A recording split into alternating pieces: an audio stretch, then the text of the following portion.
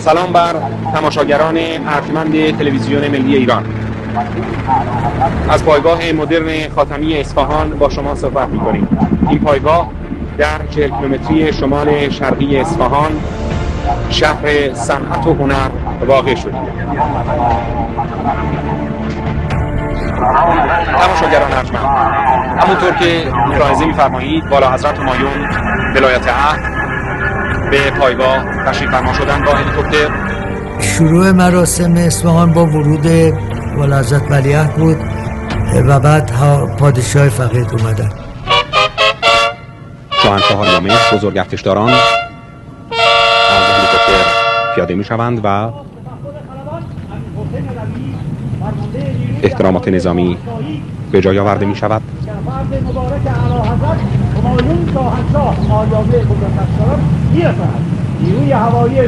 گزارش نظامی به عرض می رسد.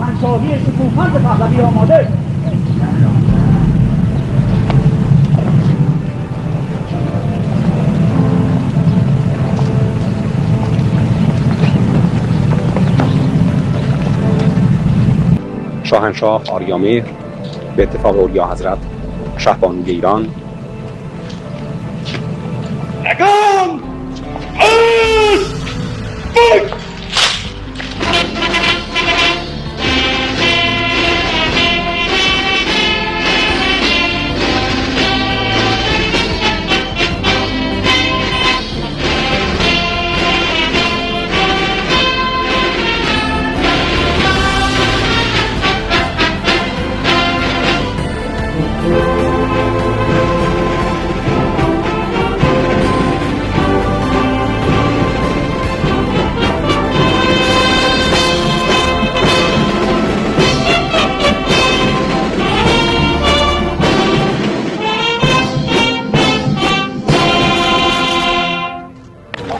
شاهنشاه کم کم به مقابل جایگاه ویژه تشریف فرما می شوند به اتفاق اولیا حضرت شهبانوی ایران.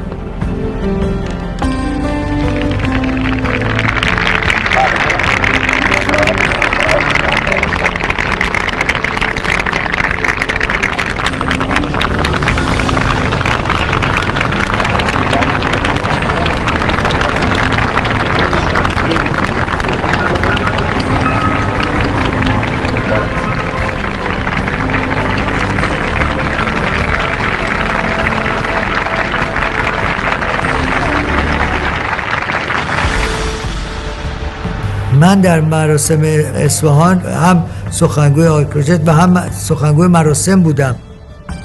تمام مراسم رو تشریح می‌کردم برای مردم ایران که از رادیو تلویزیون اون موقع داشتن میشنیدن و میدیدن. خب به محضی که مراسم میخواست شروع بشه از طرف رادیو تلویزیون ملی ایران گزارش رنگی سیار اومده بود برای اولین بار. این یکی از هایلایت های رادیو تلویزیون ملی بود که بتونه زنده مراسم رو به طور زنده رنگی پخش بکنن. مراسم که میخواست شروع بشه آقای کنگرلو اومدن و میکروفون رادیو تلویزیون رو داده گذاشتن جلوی من که چون من میدونستم چی قرار انجام بشه. نیروی هوایی شاهنشاهی به افتخار 50 سال شاهنشاهی شکوهمند پهلوی در پیشگاه مبارک فرمانده تاجدار خود مراسمی برگزار می‌کنند. فرمانده نیروی هوایی تیمسار ربیعی اومدن در جایگاه نشستن. تیمسار ربیعی گزارش رو دادن و اجازه شروع مراسم رو گرفتن از پادشاه و مراسم شروع شد. اینک استعداد دارد اجازه فرمایند نمایش هوایی طبق برنامه تقدیمی آغاز گردد. تا لحظاتی دیگر رژه هوایی هواپیماهای نیروی هوایی شاهنشاهی ایران به مناسبت بزرگداشت 50 سال شاهنشاهی شکوهمند دودمان پهلوی آغاز می‌گردد. هواپیماهایی که از سمت راست همکنون نمودار گشتند هواپیماهای تراولی سبک از نوع F-27 فرندشیپ میباشند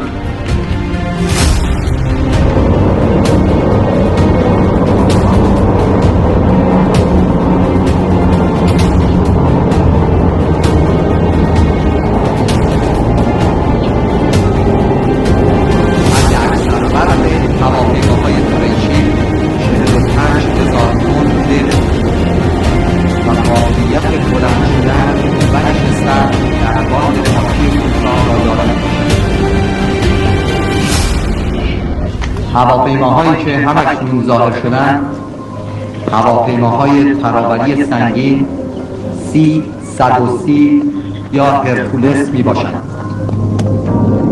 این هواپیماها با 11 ساعت پرواز مداوم و یا پرواز بدون توقف بین تهران و لندن نقش مهمی در ترابری سنگین از سمت راست جایگاه هواپیماهایی که با چراغ روشن نمودار گشتند هواپیماهای P-3F یا اوریون هستند. اول فلنچیپ اومد، رژه اول 330 اومد، بعد بوئینگ ها اومدن.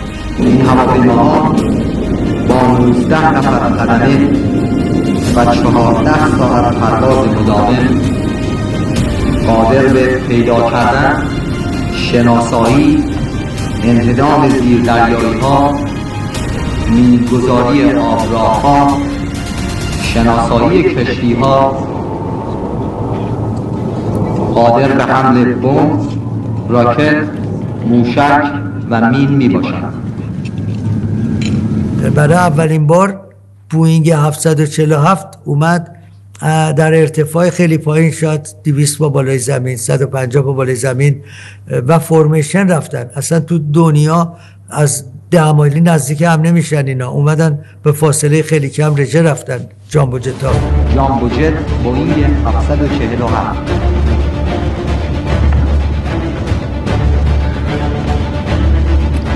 به اطلاعتون رسوندم که این هواپیماها هیچگاه دیده نشده که جمعی پرواز بکنن، ولی الان شما بر صفحه تلویزیون می‌بینید که این هواپیماهای جامبو جت 747 جمعی پرواز میکنن و استحضار پیدا کردن که هواپیماهای حمل و نقل پشتیبانی نیروی هوایی شاهنشاهی هستند.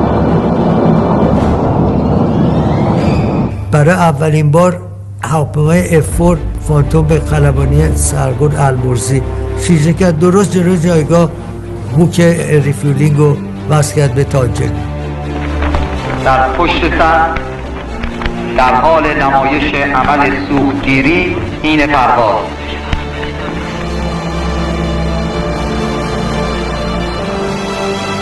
این کار اگه 100 بار تمرین بشه شاید به این دقت در نیاد، یه خود این ورتر یه خود اون ورتر از ممکنه بشه، ولی اینجور اون دقیق جلو استاندارد. اینا از هایلایت های اون، یکی از هایلایت های مراسم بود. از سمت راست هواپیماهای F-14 تام کرد، شکاری فوق مدرن تأمین کننده برتری هوایی با حداکثر سرعت 2.4 سرعت صوت با توانایی حمل موشک فینیکس، هواپیماهای شکاری بمبافکن F-4 فانتوم با حداکثر سرعت 2.4 سرعت صوت و حداکثر برق 58,000 تن.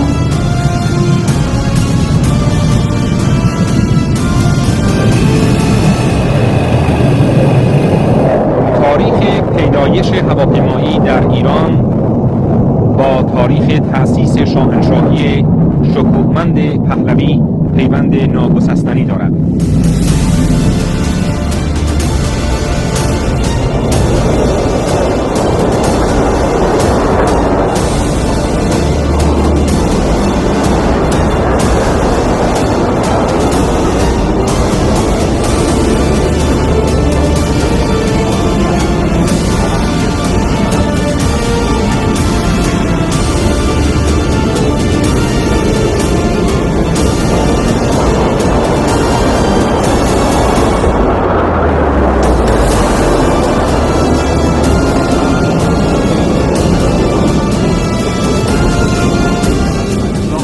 هرچی هواپیمای تو نیرو هوایی بود، اینا گروه های 12 تایی فلایت های 12 تایی اومدن و در ارتفاع کم رژه رفتن بدون اینکه یک دونه تایر پنچر بشه، بدون اینکه یه سانحه‌ای داده بشه.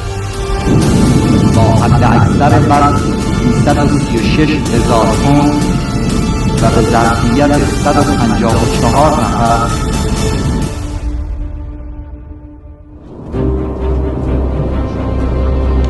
رژه هواپیماها که تموم شد، تیم تاج‌طلایی از پشت جایگاه وارد شدن. 3 فروند از دسته آکروجت از اصفهان بلند شدن، 2 تا سفروندی هم بلند شدن. مسیر باندو طی می‌کنند. جلوی دید تماشاچیان بودن وقتی به هم چسبیدن.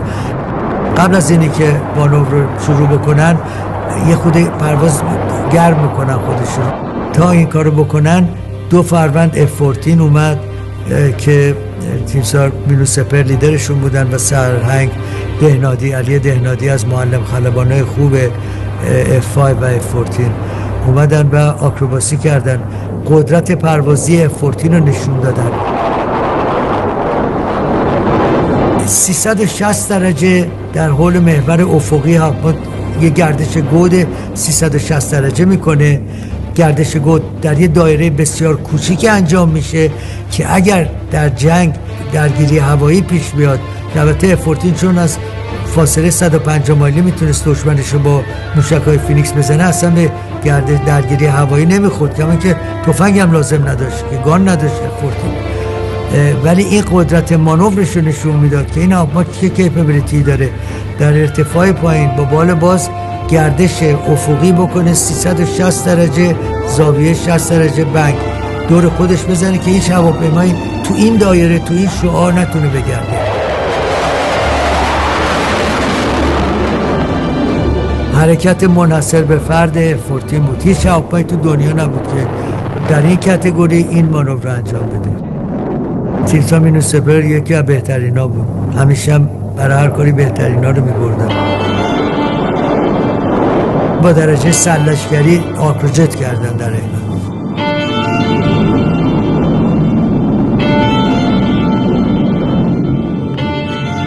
رژه هواپیماهای شکاری و ترابری که تموم شد، تیم تاج‌طلایی اومد توی مراسم. تیم آکروجت تاج طلایی نیروی هوایی شاهنشاهی ایران. اولین مانور جدا شدن سلوهای 1 و 2 از تیم. سلوی 2 فروندی اومدن، یه فروند پشت رو بود، یه فروند به بالا بود که یکی از مانورهای سختی که شما فرمیشن پرواز کنید در ارتفاع کم و پشت رو.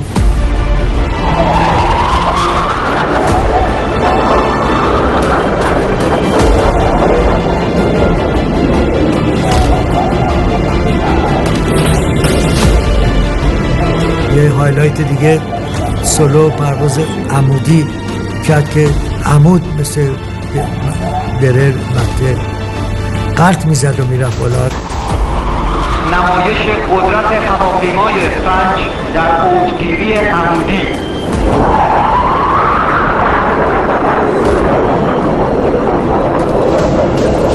حالا چقدر یه مغز میتونه خون بچرخه دورش و هنوز حواسش باشه که طیاره به چپ نره راست نره، اینا خودش همه تخصص اون خلبان رو نشون میده. بعد تیم اومد 2 تا بال چپ و راست رول زدن، قلط زدن، قول محور افقی 360 درجه دور خودشون چرخیدن.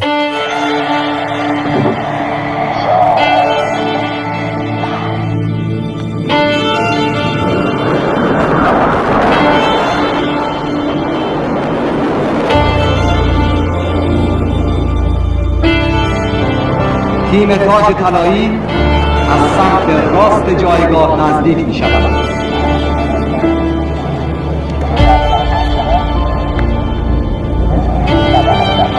گردش گودش پیشبربندی کردن، 360 درجه افقی گردش کردن بدون اینکه تیم به هم بریزه و جلوی از دود بیرون برن. وقتی که گردششون تموم شد، عمود به جایگاه با چراغ روشن و چرخ و فلاپ پایین اومدن. انقدر این صحنه گیرا بود که من به لیدر تیم پیشنهاد کردم که شما پیام بفرست، یه پیامی بگو. سرگرد خیلی گفت چی بگم؟ گفتم یه پیام بده. من میکروفون رو باز کردم برای جمعیت که بشنون. گفت درود به روان پاک رضا شاه کبیر، بنیانگذار ارتش نوین ایران. پاور آپ.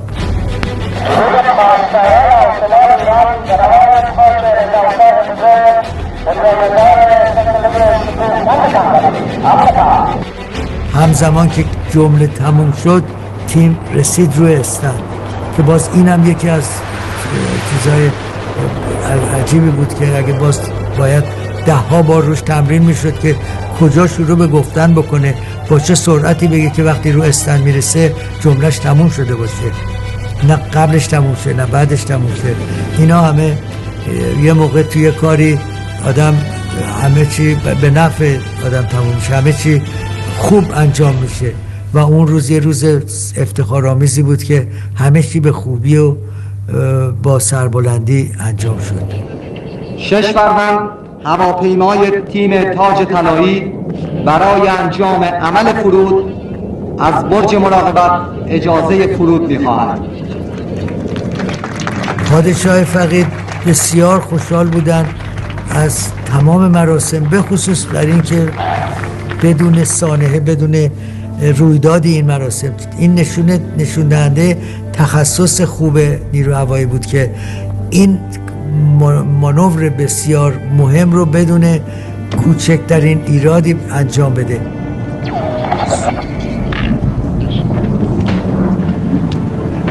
وقتی که آخرین ختم مراسم به حساب آکروجت تاج طلایی بود که وقتی تیم نشست، اعلیحضرت اراده فرمودن بیان با خلبانات صحبت کنن.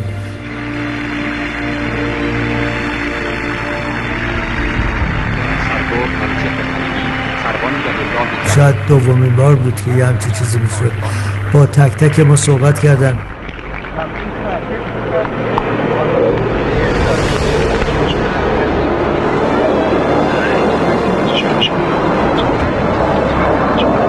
از خلیلی راجع به هوا پرسیدن و باپی بودن هوا، چون قبل از ما صدها فروند هواپای جت رفته بود و هوا خیلی توربولانتی شده بود.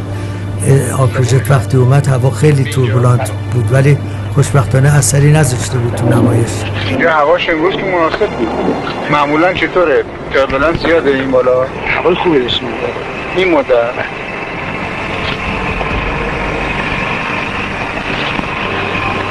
از بقیه خلبانای تیم پرسیدن چند سال تو تیم هستین، تو چه پوزیشنی بودین، که توضیح دادن. از من پرسیدن شما چند سال تو تیم هستی، به عرض رسوندم 7 سال، که بعد برگشتن گفتن 7، با تعجب پرسیدن 7 سال. شما توی فارمیشن بودین یا سولو بودین؟ اسلات دیدم. بله. حرکاتی رو خیلی خوب انجام دادیم، خیلی منظم، خیلی مرتب. این تیم ما عوض میشه، همین ادامه میده. مرتب عوض.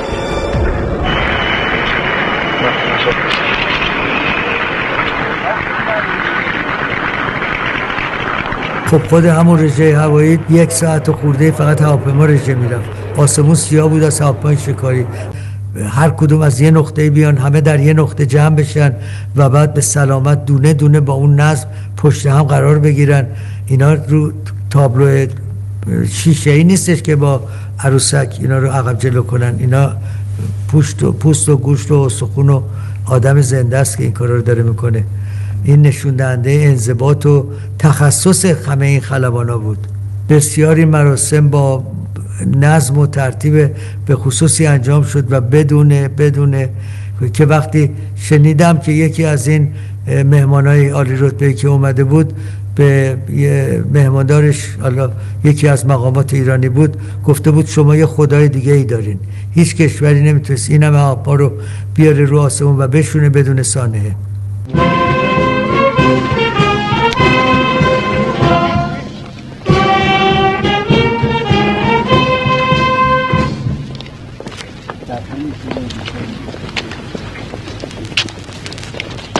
الان نشست تایوانده تاکسی. بله تایوانده داره میاد. پاراشوتش هم باز کرد. بله حتما. خیلی هم گویا خوب و ریلکس و با اطمینان و راحت و صداشو میشنیدیم. خیلی راحت بود.